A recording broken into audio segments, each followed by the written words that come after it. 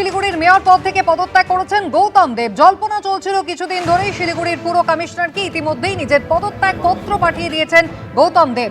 গত দুদিন ধরেই তার ইস্তফা নিয়ে জল্পনা চলছিল। শিলিগুড়ির মানুষ বিজেপির ওপরে আস্থা রেখেছে, তাই মেয়রের চেয়ার আঁকড়ে রাখা তার পক্ষে সমীচীন নয়, এমনটাই জানিয়েছেন গৌতম দেব। একদিকে জ্যোতিপ্রিয় মল্লিক তিনি যেমন একেবারে তৃণমূল কংগ্রেসের পদ ছাড়লেন, তৃণমূল কংগ্রেসই ত্যাগ করলেন, অন্যদিকে গৌতম দেব শিলিগুড়ির মেয়র পদ থেকে পদত্যাগ করেছেন। তিনি শিলিগুড়ির পুর কমিশনারকে নিজের পদত্যাগ পত্র তিনি পাঠিয়ে দিয়েছেন। মানুষ বিজেপির ওপরে আস্থা রেখেছেন, তাই মেয়র পদ আর তিনি আঁকড়ে রাখতে চান না। গত কয়েকদিন ধরেই জল্পনা চলছিল, তাহলে কি এবার শিলিগুড়ির মেয়র পদ থেকে গৌতম দেব সরে দাঁড়াবেন? অবশেষে সেই জল্পনাই সত্যি হলো, মেয়র পদ থেকে পদত্যাগ করেছেন গৌতম দেব।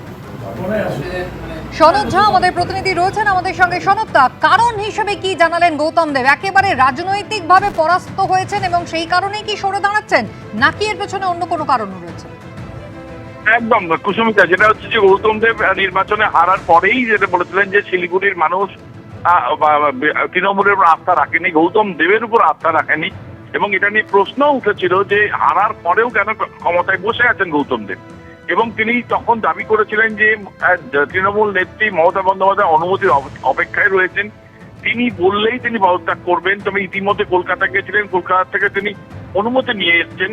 তবে পরশু দিন তিনি পদত্যাগ করার জন্য তৈরি ছিলেন, এবং দলের দলীয় সমর্থক যে সমস্ত কাউন্সিলর রয়েছেন তারা তাদের বাধায় তিনি দিতে পারেননি। কালকেও তিনি এসেছিলেন, প্রায় 5 ঘন্টা বসেছিলেন কর্মীরা, আর সেই তাদের অনুরোধ ছিল যে অন্তত যে কয় মাস আছে তারা চালিয়ে যাওয়ার। অবশেষে তিনি রাজি হননি, আজকে তিনি পদত্যাগ করেছেন। এবং এরপরে যেটা হচ্ছে তৃণমূলের যে কাউন্সিলর রয়েছেন তার সেই সূত্রে জানা গেছে যে তারা কিন্তু অন্তত ভোট চালিয়ে যাওয়ার একটা চেষ্টা চালাচ্ছেন। আজকে তারা বৈঠকে বসছেন, এখানে বৈঠকে তাদের দলনেতা নতুন করে ঠিক করে আবার মেয়র তৈরি করতে পারেন, এরকম সম্ভাবনা রয়েছে। সুস্মিতা, ধন্যবাদ। প্রবল বৃষ্টি শুরু হয়েছে, বাজ পড়ে কলকাতা বিমানবন্দরে আহত হয়েছেন 2 জন। কাল রাত থেকেই বৃষ্টি শুরু হয়েছে বিক্ষিপ্তভাবে, এখন প্রবল বৃষ্টি চলছে দক্ষিণবঙ্গে। বাজ পড়ে এবার কলকাতা বিমানবন্দরে 2 জন আহত হয়েছেন। কথা বলবো, আমাদের প্রতিনিধি ব্রতদীপ ভট্টাচার্য রয়েছেন আমাদের সঙ্গে। ব্রতদীপ, কারা আহত হয়েছেন, তাদের শারীরিক অবস্থা কেমন? দেখো, যারা এই বাজ পড়ে আহত হয়েছেন তারা দুজনেই অপারেটর। এমিরেটস নামক যে এয়ারলাইন্স, সেই এয়ারলাইন্সের অপারেটর হিসেবে কাজ করেন এবং তারা গ্রাউন্ডেই থাকেন। আজকে সকালবেলায় দুবাই থেকে এমিরেটসের এই বিমানটি কলকাতায় এসেছিল এবং তারপর কয়েক ঘন্টা পর আবার সেটা কলকাতা থেকে দুবাই চলে যাওয়ার কথা ছিল, এবং সেই অনুযায়ী র্যাম্প অপারেশনের কাজ চলছিল। অর্থাৎ যে লোডিং কিংবা অন্যান্য প্যাসেঞ্জারদের ওঠার আগে যে সমস্ত প্রক্রিয়াগুলি থাকে একটি বিমানের, সেই সমস্ত কাজ চলছিল। আর সেই সময় এই 2 বিমান কর্মী তারা বিমানের পাশেই র্যাম্প অপারেশনের কাজ করছিলেন। তারা দুজনেই অপারেটর। আচমকাই একটি বাজ পড়ে, এবং যেটা জানা যাচ্ছে কলকাতা বিমানবন্দর সূত্রে যে ওই বিমানের অদূরেই বাজটি পড়েছিল, এবং বাজ পড়ার সাথে সাথেই এরা দুজন সেখানে ছিলেন এবং তারা সেই বাজে আহত হন। সঙ্গে সঙ্গে তাদেরকে উদ্ধার করা হয় এবং প্রাথমিক চিকিৎসা দেওয়া হয়। এই দুজনের মধ্যে একজন, যার নাম ভোলা দাস বলে জানা যাচ্ছে, তার আঘাতটা একটু গুরুতর। তাকে প্রাথমিক চিকিৎসার পর এখন পর্যবেক্ষণে রাখা হয়েছে এবং কলকাতা বিমানবন্দরেই চিকিৎসকরা তাকে দেখছেন, এবং প্রয়োজন হলে তাকে হাসপাতালে স্থানান্তর করা হতে পারে।